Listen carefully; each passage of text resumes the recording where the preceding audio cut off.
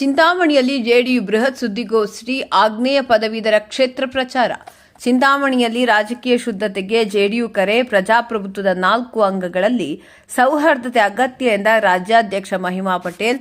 ಆಗ್ನೇಯ ಪದವೀಧರ ಕ್ಷೇತ್ರಕ್ಕೆ ಭರ್ಜರಿ ಪ್ರಚಾರ. ಜೆಡಿಯು ಅಭ್ಯರ್ಥಿ ವೈದ್ಯ ಡಾ ಕೆ ನಾಗರಾಜ್ ಪರ ಬೆಂಬಲ ಕೋರಿದ ನಾಯಕರು. ಅತಿಥಿ ಉಪನ್ಯಾಸಕರಿಗೆ ಉದ್ಯೋಗ ಭದ್ರತೆಗೆ ಆಗ್ರಹ. ಪಾರದರ್ಶಕ ನೇಮಕಾತಿ ಮತ್ತು ಮತದಾರರ ನೋಂದಣಿಗೆ ಒತ್ತು. ನಮಸ್ಕಾರ, ನಾನು ಅಪೂರ್ವ. ರಾಜ್ಯ ರಾಜಕೀಯದಲ್ಲಿ ಬದಲಾವಣೆಯ ಹೊಸ ಗಾಳಿ ಬೀಸಲಿದೆಯಾ? ಪ್ರಜಾಪ್ರಭುತ್ವ ಮೌಲ್ಯಗಳ ಪುನರುತ್ಥಾನಕ್ಕಾಗಿ ಚಿಕ್ಕಬಳ್ಳಾಪುರ ಜಿಲ್ಲೆಯ ಚಿಂತಾಮಣಿಯಲ್ಲಿ ಜೆಡಿಯು ಇಂದು ಬೃಹತ್ ಕಹಳೆ ಊದಿದೆ. ಆಗ್ನೇಯ ಪದವೀಧರ ಕ್ಷೇತ್ರದ ಮುಂಬರುವ ವಿಧಾನ ಪರಿಷತ್ ಚುನಾವಣೆ ಹಿನ್ನೆಲೆಯಲ್ಲಿ ಚಿಂತಾಮಣಿಯ ಪತ್ರಕರ್ತರ ಭವನದಲ್ಲಿ ಸುದ್ದಿಗೋಷ್ಠಿ ನಡೆಸಿದ ಜೆಡಿಯು ರಾಜ್ಯಾಧ್ಯಕ್ಷ ಮಹಿಮಾ ಪಟೇಲ್ ತಮ್ಮ ಅಭ್ಯರ್ಥಿ ಡಾ ಕೆ ನಾಗರಾಜ್ ಪರವಾಗಿ ಮತಯಾಚನೆ ನಡೆಸಿದ್ದಾರೆ. ಈ ಕುರಿತು ಒಂದು ವರದಿ. ಹೌದು, ಪ್ರಜಾಪ್ರಭುತ್ವ ವ್ಯವಸ್ಥೆಯಲ್ಲಿ ಶಾಸಕಾಂಗ, ಕಾರ್ಯಾಂಗ, ನ್ಯಾಯಾಂಗ ಮತ್ತು ಮಾಧ್ಯಮ ರಂಗದ ನಡುವೆ ಪರಸ್ಪರ ಗೌರವ, ಸೌಹಾರ್ದತೆ ಇದ್ದಾಗ ಮಾತ್ರ ರಾಜ್ಯದ ನಿಜವಾದ ಅಭಿವೃದ್ಧಿ ಸಾಧ್ಯ ಎಂದು ಜೆಡಿಯು ರಾಜ್ಯಾಧ್ಯಕ್ಷ ಮಹಿಮಾ ಪಟೇಲ್ ಪ್ರತಿಪಾದಿಸಿದ್ದಾರೆ. ಮಾಜಿ ಸಿಎಂ ಜೆಎಚ್ ಪಟೇಲ್ ಅವರ ಆಡಳಿತ ಮಾದರಿಯಂತೆ ಭ್ರಷ್ಟಾಚಾರ ರಹಿತ ಹಾಗೂ ಪಾರದರ್ಶಕ ಆಡಳಿತ ತರುವುದು ತಮ್ಮ ಪಕ್ಷದ ಮುಖ್ಯ ಉದ್ದೇಶ ಎಂದು ಅವರು ತಿಳಿಸಿದ್ದಾರೆ. ಮಹಿಮಾ ಪಟೇಲ್ ಜೆಡಿಯು ರಾಜ್ಯಾಧ್ಯಕ್ಷರು ಮಾತನಾಡಿ, ನಾವು ಯಾವುದೇ ವ್ಯಕ್ತಿಗತ ವಿರೋಧದ ರಾಜಕಾರಣ ಮಾಡುವುದಿಲ್ಲ. ಆದರೆ ನಮ್ಮ ವಿಚಾರಧಾರೆ ಸ್ಪಷ್ಟವಾಗಿದೆ. ರಾಜಕೀಯದಲ್ಲಿ ಶುದ್ಧತೆ ಮತ್ತು ಪರಿಶುದ್ಧತೆಯನ್ನು ತರುವುದು ಹಾಗೂ ಸರ್ವ ಜೀವಿಗಳಿಗೂ ಉಳಿತಾಗಲಿ ಎಂಬ ತತ್ವದ ಮೇಲೆ ನಾವು ಸಾಕ್ತಿದ್ದೇವೆ ಎಂದರು. ಸುದ್ದಿಗೋಷ್ಠಿಯಲ್ಲಿ ಮಾತನಾಡಿದ ಜೆಡಿಯು ಅಭ್ಯರ್ಥಿ ಡಾ ಕೆ ನಾಗರಾಜ್, ರಾಜ್ಯದಲ್ಲಿ ಸುದೀರ್ಘ ಕಾಲದಿಂದ ಸೇವೆ ಸಲ್ಲಿಸುತ್ತಿರುವ ಅತಿಥಿ ಉಪನ್ಯಾಸಕರು ಮತ್ತು ಗುತ್ತಿಗೆ ನೌಕರರಿಗೆ ಉದ್ಯೋಗ ಭದ್ರತೆ ನೀಡಬೇಕೆಂದು ಆಗ್ರಹಿಸಿದರು. ಅಲ್ಲದೆ ಖಾಲಿರುವ ಸರ್ಕಾರಿ ಹುದ್ದೆಗಳನ್ನು ಪಾರದರ್ಶಕವಾಗಿ ತಕ್ಷಣ ಭರ್ತಿ ಮಾಡಬೇಕೆಂದು ಒತ್ತಾಯಿಸಿದರು. ಈಗಾಗಲೇ ಆಗ್ನೇಯ ಕ್ಷೇತ್ರದಲ್ಲಿ ಪಕ್ಷದ ಶ್ರಮದಿಂದ 1.76 ಲಕ್ಷ ಅರ್ಹ ಪದವೀಧರ ಮತದಾರರ ನೋಂದಣಿ ಪೂರ್ಣಗೊಂಡಿದೆ ಎಂದು ಅವರು ಈ ವೇಳೆ ಮಾಹಿತಿ ನೀಡಿದರು. ಅತಿಥಿ ಉಪನ್ಯಾಸಕರಿಗೆ ಹಾಗೂ ಗುತ್ತಿಗೆ ಸರ್ಕಾರಿ ನೌಕರರಿಗೆ ಉದ್ಯೋಗ ಭದ್ರತೆ ನೀಡುವುದು ನಮ್ಮ ಪ್ರಮುಖ ಬೇಡಿಕೆ. ಜೆಎಚ್ ಪಟೇಲ್ ಅವರ ಅವಧಿಯಲ್ಲಿ ಪಾರದರ್ಶಕವಾಗಿ ನೇಮಕಾತಿ ನಡೆದ ಮಾದರಿಯಲ್ಲೇ ಈಗಲೂ ಖಾಲಿ ಹುದ್ದೆಗಳನ್ನು ತಕ್ಷಣ ಭರ್ತಿ ಮಾಡಬೇಕು. ಹಾಗಾಗಿ ಒಮ್ಮೆ ಮತದಾರರ ಅವಕಾಶ ಕೊಟ್ಟು ಗೆಲ್ಲಿಸಿದರೆ ವಿಧಾನ ಪರಿಷತ್ನಲ್ಲಿ ನಿಮ್ಮ ಧ್ವನಿ ಆಗ್ತೇನೆಂದರು. ಸುದ್ದಿಗೋಷ್ಠಿಯ ನಂತರ ಜೆಡಿಯು ನಾಯಕರು ಚಿಂತಾಮಣಿಯ ವಿವಿಧ ಶಾಲಾ ಕಾಲೇಜುಗಳಿಗೆ ಭೇಟಿ ನೀಡಿ ಮತಯಾಚನೆ ನಡೆಸಿದರು. ಕಾರ್ಯಕ್ರಮದಲ್ಲಿ ಪಕ್ಷದ ಪ್ರಧಾನ ಕಾರ್ಯದರ್ಶಿ ಅನಂತಕೃಷ್ಣ, ಉಪಾಧ್ಯಕ್ಷ ಕೆವಿ ಶಿವಕುಮಾರ್ ಸೇರಿದಂತೆ ಹಲವು ಪ್ರಮುಖ ನಾಯಕರು ಉಪಸ್ಥಿತರಿದ್ದರು. ಕ್ಷಣ ಕ್ಷಣದ ತಾಜಾ ಸುದ್ದಿಗಳಿಗಾಗಿ ನೋಡ್ತಾ ಇರಿ ಫೈರ್ ನ್ಯೂಸ್ ಕನ್ನಡ.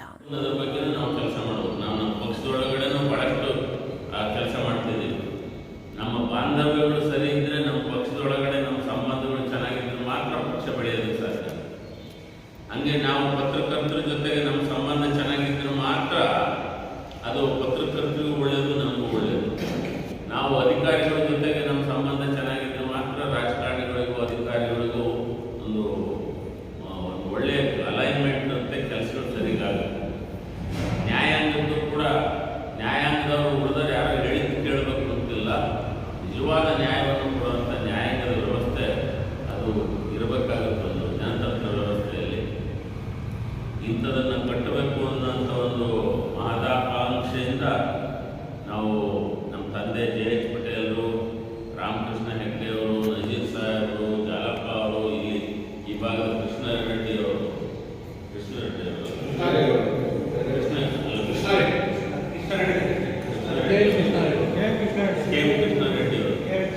ಅವ್ರು ನಮ್ಮ ತಂದೆ ಭಾಳ ಆತ್ಮೀಯರಾಗಿದ್ದಂಥವ್ರು. ಅವರೆಲ್ಲ ಭಾಳ ಪ್ರಾಮಾಣಿಕವಾಗಿ ಜನರ ಪರವಾಗಿ ಇಲ್ಲಿ ನಮ್ಮ ಜೊತೆಗೆ ಇದ್ದಂಥವ್ರೆ. ನಮ್ಮ ಇವರು ನಿಂಚರು, ರಮೇಶ್ ಗೌಡರು, ರಮೇಶ್ ಕುಮಾರ್ ಅವರ, ಬೈರೇಗೌಡರು, ಗೋವಿಂದೇಗೌಡರು, ನಾಗೇಗೌಡರು, ಈ ಥರ ನಮ್ಮ ತಂದೆಯವ್ರ ಜೊತೆಗೆ, ರಾಮಕೃಷ್ಣ ಹೆಗ್ಡೆ ಜೊತೆಗೆ ಜನರಿಗಾಗಿದ್ದು ಯೋಚನೆ ಮಾಡಿಕೊಂಡು ಅದನ್ನ ಕೆಲಸ ಮಾಡ್ತಾ ಇದ್ದದ್ದು. ಈಗ ನಿಧಾನಕ್ಕೆ ಜನರ ಬಗ್ಗೆ ಗಮನ ಅನ್ನೋಂಥದ್ದು ಕಡಿಮೆಯಾಗಿ ನಾವೇನು ನೋಡ್ಕೋಬೇಕು, ನಮ್ಮ ಮಕ್ಕಳೇನು ನೋಡ್ಕೋಬೇಕು, ನಮ್ಮ ಮನೆಯವರೆಲ್ಲ ಎಲ್ಲರೂ ಹೆಂಗಿರ್ಬೇಕು ಅನ್ನೋಂಥ ಯೋಚನೆಗಳೇ ಜಾಸ್ತಿ ಆಗಿರೋಂಥ ಈ ರಾಜಕಾರಣದ ವ್ಯವಸ್ಥೆಯಲ್ಲಿ ಒಂದು ಪರಿವರ್ತನೆ ಬರಬೇಕು ಅಂತ ಅದಕ್ಕೆ ಪತ್ರಕರ್ತರು ನಿಮ್ಮನ್ನು ಕೂಡ ನಾವು ನಿಮ್ಮ ಸಹಕಾರವನ್ನು ಕೇಳ್ತೀವಿ. ನಾಗರಾಜು ಒಂದು ಸಾಂಕೇತಿಕವಾಗಿ ಒಂದು ಬದಲಾವಣೆಯ ಸಂಕೇತ, ಯುವಕ, ವಿದ್ಯಾವಂತ. ಇವರು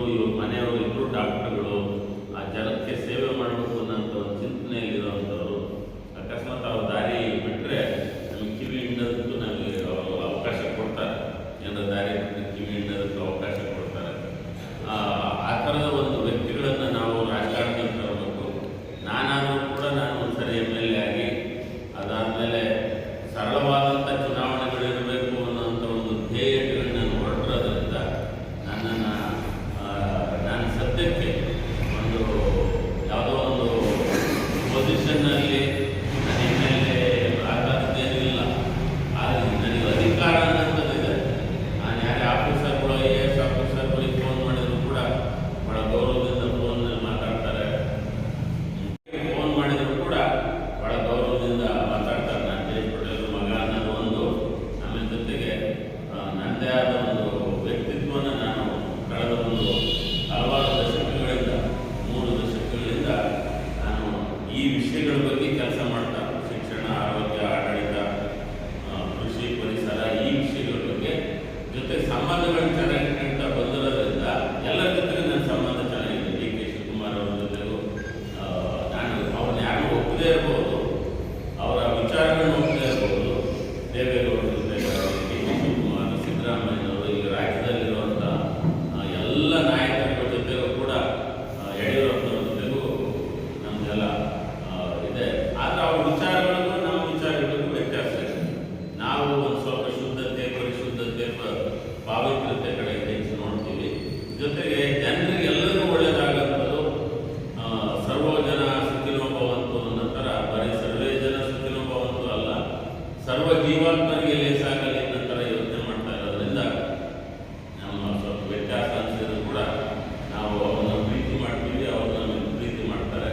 ಹಾಗಾಗಿ ವಿರೋಧಿಗಳು ಅಂತ ನೋಡಿದೆ ನಮಗೆ ಏನು ಬೇಕು ಅನ್ನೋದ್ರ ಕಡೆ ಹೆಚ್ಚು ಫೋಕಸ್ ಮಾಡೋದ್ರಿಂದ ನಾಗರಾಜ್ ಅವ್ರನ್ನ ಗೆಲ್ಲಿಸೋದ್ರ ಕಡೆಗೆ ನಮಗಾಗಲೇ ಎಲ್ಲ 5 ಜಿಲ್ಲೆಗಳಲ್ಲಿ ಪ್ರವಾಸ ಮಾಡಿದ್ದೀವಿ, ಹಲವಾರು ತಾಲೂಕುಗಳಲ್ಲಿ ಪ್ರವಾಸ ಮಾಡಿದ್ದೀವಿ.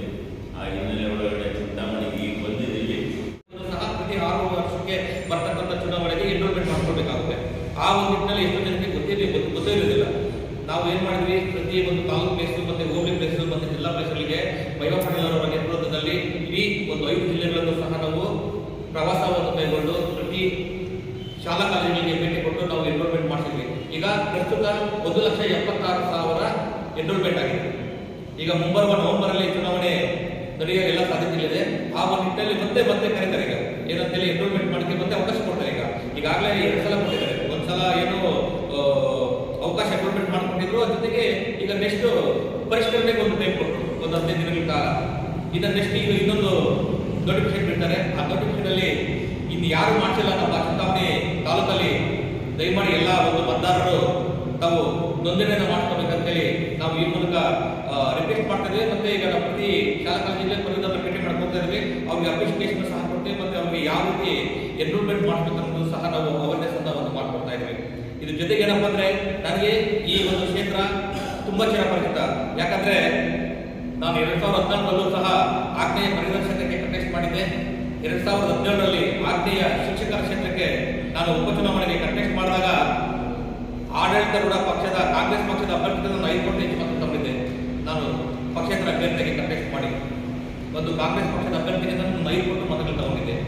ಯಾವಾಗ 2017ರಲ್ಲಿ. ಅದಾದ ನಂತರ 2018ರಲ್ಲಿ ಮೇನ್ ಚುನಾವಣೆ ಬಂದರೂ ಸಹ ನಾನು ಶಿಕ್ಷಕರ ಕ್ಷೇತ್ರಕ್ಕೆ ನಾನು ಕಂಟೆಸ್ಟ್ ಮಾಡಿದ್ದೆ. ಹಾಗಾಗಿ ಈ ಏನು ಕ್ಷೇತ್ರ ಇದೆ, ಈ ಕ್ಷೇತ್ರ ನನಗೆ ಚಿರಪರಿಚಿತ ಆಗಿದೆ.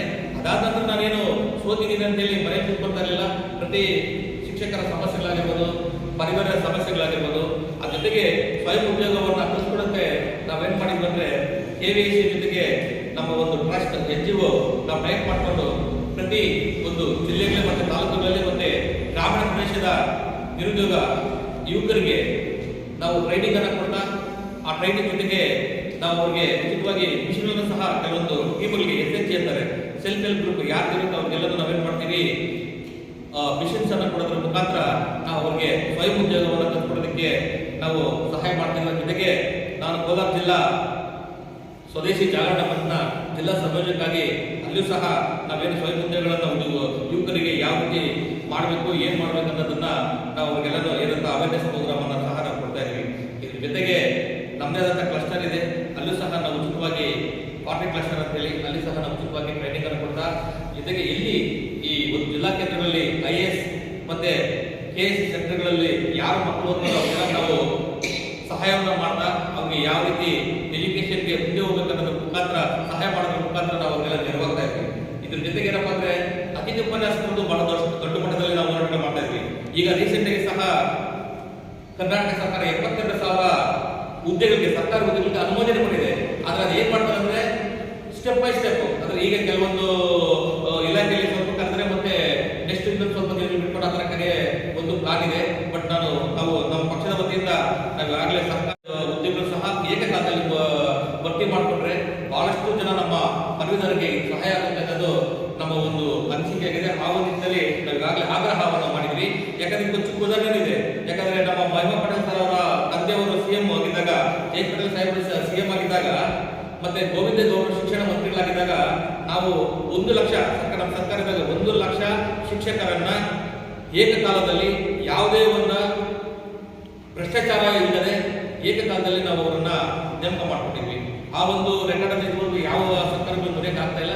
ದಯವಿಟ್ಟು ಇವ್ರಿಗೆ ಬೇಕಾದ್ರೆ ಮರೆಯೋದು ಬೇಡ, ಜನಗಳಿಗೆ ಆ ಒಂದು 1 ಲಕ್ಷ ಜನ ಸರ್ಕಾರಿ ಇವರು ಶಿಕ್ಷಕರನ್ನು ನೇಮಕ ಮಾಡಿಕೊಂಡು ದಯಮಾಡಿ ಅವ್ರಿಗೆಲ್ಲನೂ ಎಲ್ಲ ಪದವೀಧರರಿಗೆ ಮತ್ತೆ ಯಾರು ಈ ಪಾಪ ಅಧಿಕಾಲಿಕ ಕೆಲಸ ಮಾಡ್ತಿದ್ದಾರೆ, ಗುತ್ತಿಗೆ ಆಧಾರದ ಮೇಲೆ ಯಾರು ಕೆಲಸ ಮಾಡ್ತಾರೆ ಅವನ್ನೆಲ್ಲ ಪರ್ಮನೆಂಟ್ ಮಾಡಲಿ ಅಂತ ಹೇಳಿ ನಾನು ಈ ಮೂಲಕ ಸರ್ಕಾರಕ್ಕೆ ಬೇಡಿಕೆಯನ್ನು ಇಡ್ತಾ ಇದ್ದೀನಿ ಸರ್. ಮುಂದಿನ ದಿನದಲ್ಲಿ ಪ್ರತಿಯೊಬ್ಬ ಪದವೀಧರ ಜೊತೆಗೆ, ಶಿಕ್ಷಕರ ಜೊತೆಗೆ ಮತ್ತು ಎಲ್ಲ ಸರ್ಕಾರಿ ನೌಕರ ಜೊತೆಗೆ ನಮ್ಮ ಒಡನಾಟ ಇರುತ್ತೆ. ಅವ್ರು ಏನೇ ಸಮಸ್ಯೆ ಇದ್ರೂ ಕೂಡ ನಾವೆಲ್ಲ ಅವ್ರ ಜೊತೆಗೆ ಇರ್ತೀವಿ ಅಂತ ಹೇಳೋದ್ರ ಮುಖಾಂತರ ನನ್ನ ಈ ಒಂದು ಪತ್ರಿಕಾಗೋಷ್ಠಿಯನ್ನು ಗ್ರಾಮ ಬಂದು ಕಲ್ಲಣ್ಣೂರು ಗ್ರಾಮ. ಬಟ್ ನಾವು ಈಗ ಮಾಲೂರಲ್ಲಿ ವೈದ್ಯರಾಗಿ ನಾನು ಕೆಲಸ ಮಾಡ್ತಾ ಇದ್ದೇನೆ. ಈಗಾಗಲೇ ಸಾರ್ ಹೇಳಿದ್ದಾರೆ, ನಮ್ಮ ಶ್ರೀಮತಿಯವರು ಸಹ ನಮ್ಮ ಶ್ರೀ ಸಾಯಿ ಹಾಸ್ಪಿಟಲ್ ಇದೆ ಮತ್ತು ಇನ್ನೊಂದು ಸರಳ ಪಂಚಕರ್ಮ ಹೈಟೆಕ್ ಹಾಸ್ಪಿಟಲ್ ಅಂತಿದೆ. 2 ಹಾಸ್ಪಿಟಲ್ ಇರ್ತದೆ. ಜೊತೆಗೆ ನಮ್ಮದು ಕ್ಲಸ್ಟರ್ ಅಂತ ಕೋಲಾರ ಪಕ್ಕದಲ್ಲಿ ಒಂದು ಕಲ್ಲಣ್ಣೂರು ಗ್ರಾಮದಲ್ಲಿ ಒಂದು ಕಲ್ಲಣ್ಣೂರು ಪಾರ್ಟಿ ಕ್ಲಸ್ಟರ್ ಅಂತಿದೆ. ಅದು ಕುಂಬಗಾರಿಕೆ ಮಾಡ್ತಕ್ಕಂಥ ಒಂದು ಮಡಿಕೆ ಮಾಡ್ತಕ್ಕಂಥ ಗ್ಲಾಸ್, ಮಣ್ಣಿನ ಗ್ಲಾಸ್ ಮತ್ತೆ ಪಾತ್ರೆಗಳನ್ನು ಮಾಡ್ತಕ್ಕಂಥ ಒಂದು ಇಂಡಸ್ಟ್ರಿ ಇದೆ. ಅದನ್ನು ನಡೆಸ್ಕೊಂಡು ಹೋಗ್ತಾ ಇದ್ದೀವಿ. ಜೊತೆಗೆ ಅನೇಕ ಸಂಘ ಸಂಸ್ಥೆಗಳಲ್ಲಿ ಕೆಲಸ ಮಾಡ್ತಾ ಇದ್ದೀವಿ.